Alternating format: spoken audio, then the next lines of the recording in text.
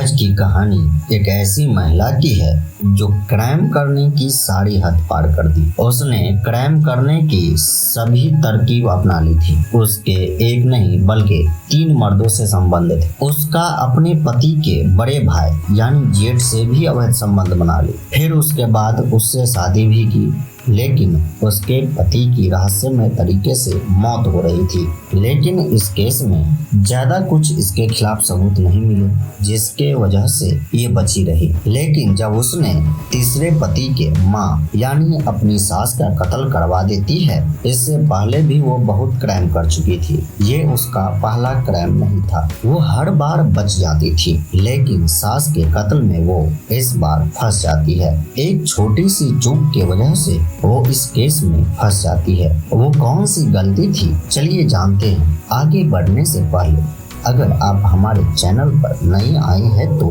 Channel को subscribe जरूर कर लें, ताकि हमारा हौसला बढ़ता रहे और आपके बीच ऐसे ही कहानी लाते रहे। पूजा मध्य प्रदेश के ग्वालियर की रहने वाली थी। इसकी पहली शादी ओरछा के एक लड़के से होती है जिसका नाम रमेश था। ये शादी उसने लव मैरिज की थी। रमेश एक प्राइवेट कंपनी में काम करता था। पूजा जाटव हाउसवाइफ थी। वो कोई काम नहीं करती थी। वो घर में जो काम होती थी वो अपना करती थी। शुरुआत में सब कुछ अच्छा चल रहा था। समय के साथ पूजा का बर्ताव बदलने लगा। पूजा लग्जरी लाइफ जीना चाहती थी। उसके सपने बड़े थे, उसके महंगे शौक थे और वो काफी गुस्से वाली थी। छोटी सी बात पर उसे गुस्सा आ जाता था। पूजा के महंगे शौक रमेश पूरा नहीं कर पा रहा था। इस सबसे तंग आकर पूजा ने फैसला लिया कि अब रमेश को रास्ते से हटाना पड़ेगा। उसने जो शादी के बाद थोड़े पैसे जमा करके रखे थे, उस पैसे से एक कॉन्ट्रैक्ट किलर को रमेश का सुपारी दे देते हैं। वो रमेश को गोली मार के मरवाना चाहती थी। रमेश को गोली तो लगी, लेकिन उसका किस्मत ठीक था जो वह बच गया। उसे हॉस्पिटल में भर्ती करवाया गया, जहां उसे इलाज किया गया और वो ठीक हो गया। फिर रमेश ने पुलिस में केस दर्ज करवाया। जांच में पता चला कि रमेश पर जो गोली चलाया था, उसे ऐसा करने के लिए रमेश की पत्नी ने ही कहा था। कई महीने मुकदमे चलते रहे। पूजा को जेल भी होती है। इसी दौरान यानी जब पूजा जेल से तारीख पर आती थी, तो वहाँ पे उसे एक कल्याण नाम के आदमी से नजदीकियां बढ़ती है। कल्याण पर काफी मुकदमे चल रहे थे।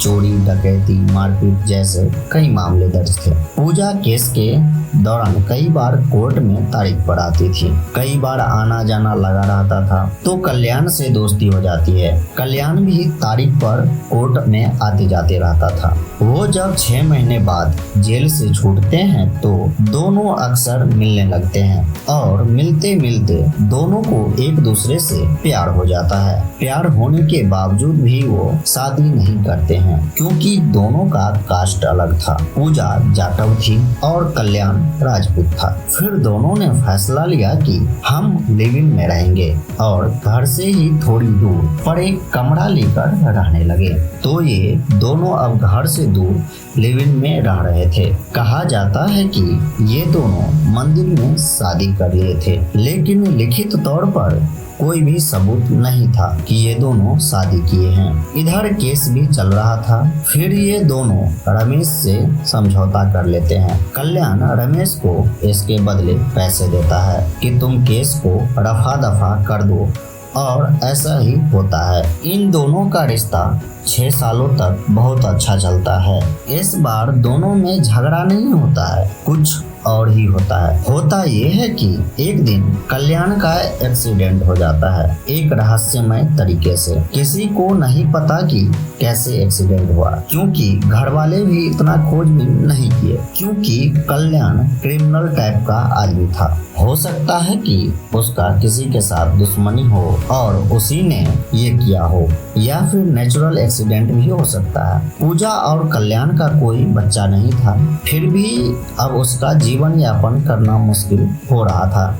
क्योंकि वो डिपेंडेंट थी सभी चीजों के लिए कल्याण पर। क्योंकि अब कल्याण तो रहा नहीं, पूजा अब परेशान रहने लगी थी। लेकिन एक दिन हिम्मत जुटाकर वो कल्याण के घर जाती है और कल्याण के पापा अजय से कहते हैं कि मैं और कल्याण 6 सालों से साथ रह रहे थे। थोड़ा थोड़ा कल्याण के घर पर भी पता था कि कल्याण किसी के साथ रहता है, क्योंकि घर से थोड़ी दूर 6 सालों से किसी का बेटा किसी के साथ रहता है तो पता चल ही जाता है। पूजा का कहना था कि अब मैं अकेली हो गई हूँ तो मुझे खर्चा चाहिए। अजय कहता है कि हम तुम्हारा खर्चा उठाएंगे, लेकिन तुम्हें इसी घर में रहना पड़ेगा।